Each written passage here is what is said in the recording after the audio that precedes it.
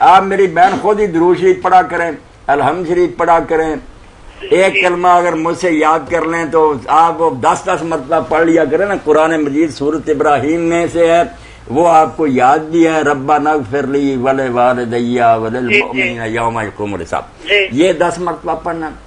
سورۃ نوح ہے 29ویں پارے میں، اس کی آخری آیت کا ٹکڑا سورۃ نوح 29واں پارہ، رب اغفر لی ولوالدی ولمن دخل بیتی مؤمنا وللمؤمنین والمؤمنات 10 مرتبہ۔ اور 10 مرتبہ جو سورہ بنی اسرائیل میں ہے، اللہ فرماتا رب ارحمہما کما ربیانی صغیرا۔ یہ سارے میرے بھائی زندہ ہے ماں باپ یا فوت ہو گیا، دعا کے تو سب محتاج ہیں، یہ 10 مرتبہ تینوں آیتیں پڑھنی شروع کر دیں روزانہ، یہ کم از کم حق ہے والدین کا۔